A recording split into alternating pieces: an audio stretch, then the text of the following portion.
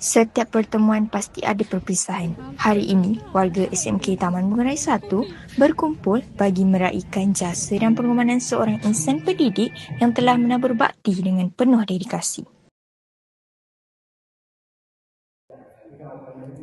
Saya Nur Syahda binti Kamal melaporkan dari SMK Taman Bunga Raya 1 dalam majlis persaraan Puan Rozah binti Samsuri penolong kanan hal ehwal murid yang amat disanjungi. Majlis ini diadakan sebagai tanda penghargaan atas segala jasa dan pengorbanan beliau sepanjang perkhidmatan dalam bidang pendidikan.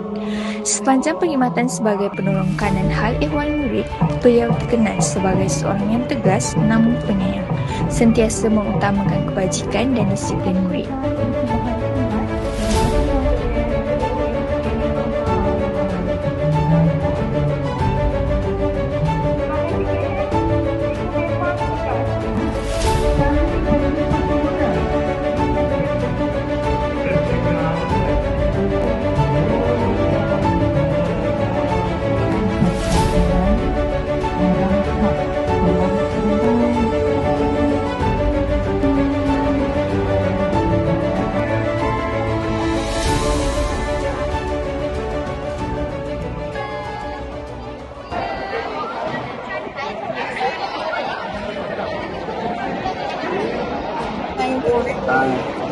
Pagi sini kenapa ada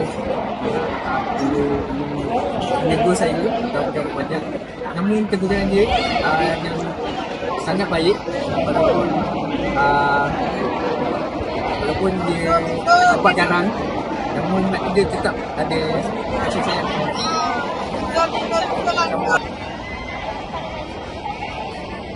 Alhamdulillah kami ada lagi pengajar punya bukan orang mungkin untuk orang murid walaupun dia masuk sekejap orang tahu banyak kasih luar mestinya apabila kerana boleh kemudian dan membantu juga sekolah untuk keputusan yang nanti kemudian kita dapat juga membantu juga satu kehilangan besar bagi pihak sekolah dulu mengucap terima kasih apresiasi dan sejak dia sebagai pekerja berhubungan tidak apir kami dapat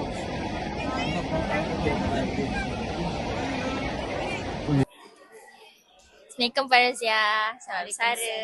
Terima kasih. Alhamdulillah. Jadi saya tanya soalan. Yes. Apakah pesanan Puan Rozia kepada murid SMK Taman Bunga Raya 1? Okey.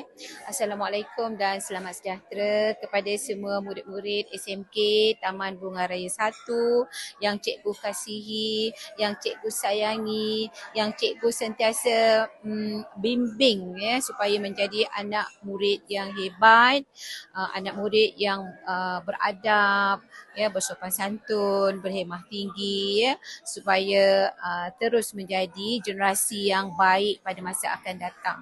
Cikgu mengharapkan sangat khususnya kepada murid-murid tingkatan 5 supaya berusaha bersungguh-sungguh tanpa jemu, tanpa putus asa untuk meraih kejayaan yang cemerlang dalam SPM yang akan tidak lama lagi lah yang akan dihadapi nanti. Cikgu harap jagalah kehadiran, datang ke sekolah, hormat guru, hormat ibu bapa kerana di situ ada keberkatan dalam kita menuntut ilmu. Jadi cikgu mengharapkan anak-anak didik SMK Taman Bunga Raya 1 sentiasa menjaga imej SMK TBR 1 supaya dipandang tinggi di persada pendidikan. Terima kasih cikgu. Terima kasih banyak. Punya rasa seorang dapat takut dan daripada segala pengorbanan dan sumbangan Puan Rozia, aku terus pernah menjadi inspirasi kepada semua warga. Saya Nur Syahda binti Kamal melakukan untuk